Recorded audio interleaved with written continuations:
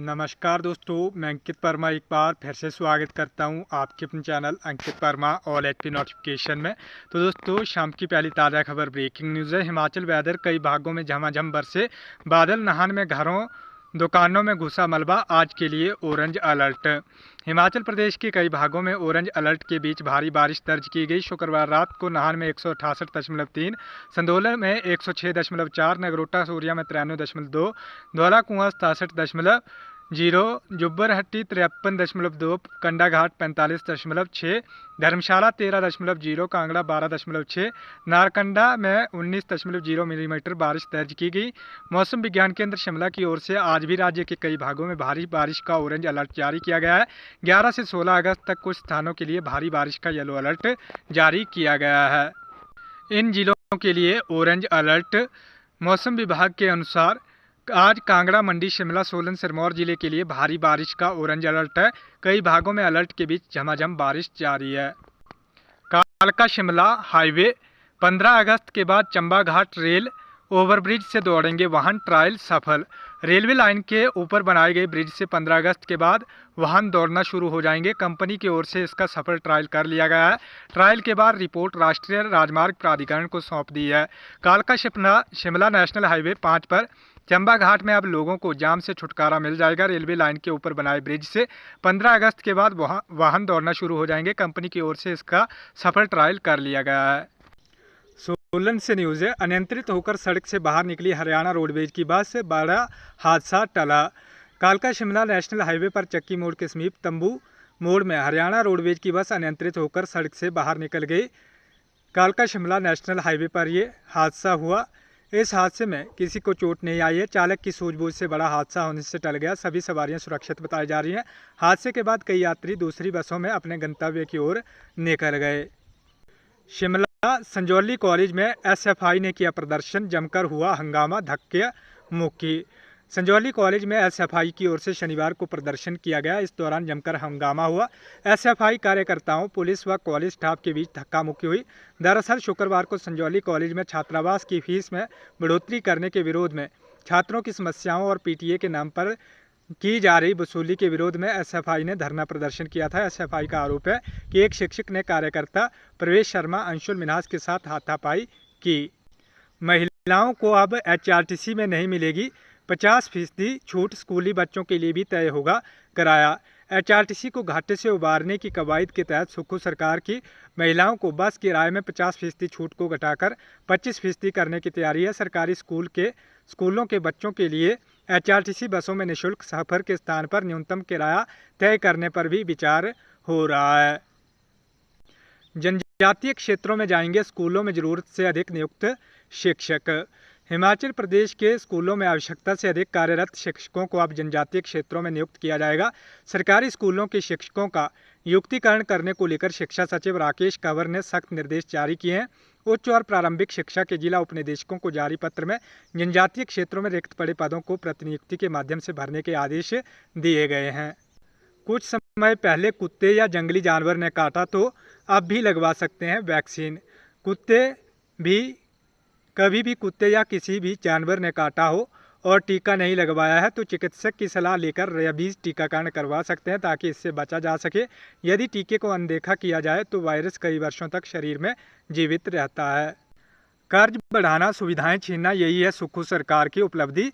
जयराम ठाकुर। नेता प्रतिपक्ष जयराम ठाकुर ने कहा कि सुक्खू सरकार पूरी तरह से जन विरोधी काम कर रही है। जिन वादों के साथ कांग्रेस सत्ता में आई, सारे काम उसके विपरीत किए जा रहे हैं। ऐतिहासिक तेजी से कर्ज लेना, लाखों परिवारों से सुविधाएं छीनना, उनके जीवन को संकट में डालना, हजारों की संख्या में संस्थान बंद करना सरकार के 1.5 साल के कार्यकाल की उपलब्धि है। यदि सुक्खू सरकार के कार्यकाल का लेखा जोखा निकल जाए तो यह प्रदेश की सबसे बुरे प्रदर्शन के दौर पर जाना जाएगा।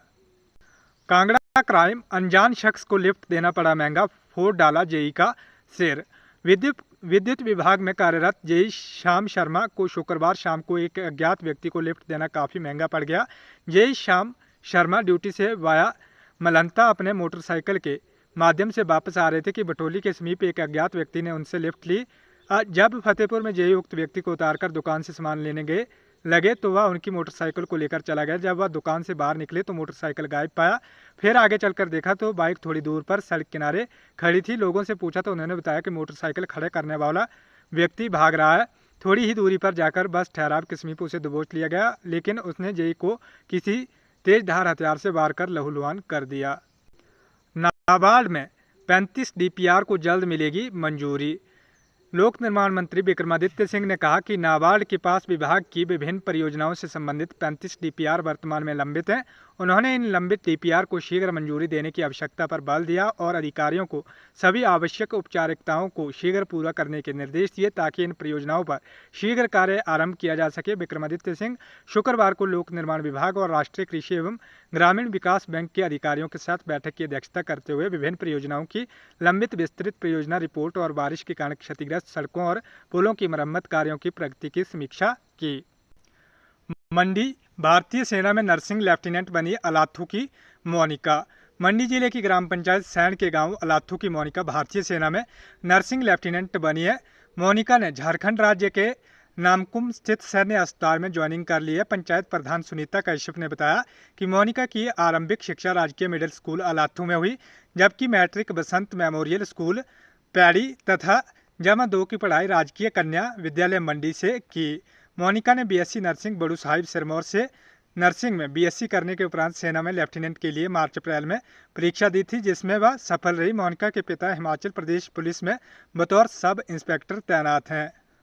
27 नवंबर को होगी जीएनएम कोर्स के द्वितीय चरण की काउंसलिंग। जीएनएम की पढ़ाई करने वाले विद्यार्थियों को इस कोर्स में प्रवेश करने के लिए दूसरा मौका मिल गया है।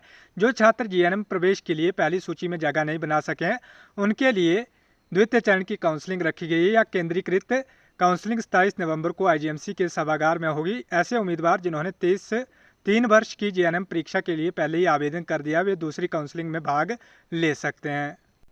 शर्मनाक, चोरों ने झुग्गियों को बनाया निशाना, चोरी किया सामान, विरोध करने पर पालतू कुत्ते को भी मिली मौत। इंसानियत को शर्मसार कर देने वाला एक मामला सामने आया। बता दें कि जोगिंदरनगर में चोरों ने झुग्गियों को निशाना बना लिया। या लोग जो कि परिवार का पालन पोषण करने के लिए दिहाड़ी लगाते हैं और फिर रात को इनका चूल्हा जलता हो, वहीं पर अगर चोर चोरी कर जाए तो क्या गुजरेगी उन परिवारों पर। जानकारी के अनुसार चोरों ने शहर के करीब 12 झुग्गियों को निशाना बनाते हुए तोड़फोड़ की और चोरों के हाथ जो कुछ भी सामान लगा चोरी कर ले गए। किसानों से धान की खरीद के लिए 10 सितंबर के बाद खुलेगा पोर्टल। किसानों से धान खरीद को लेकर खाद्य नागरिक आपूर्ति विभाग ने तैयारियां शुरू कर दी हैं। धान खरीद करने के लिए 10 सितंबर के बाद पोर्टल खुलेगा। किसान धान की फसल बेचने के लिए पोर्टल में पंजीकरण करवा सकेंगे। प्रदेश के धान खरीद केंद्रों में 10 अक्टूबर से 31 दिसंबर तक धान की खरीद शुरू की जाएगी।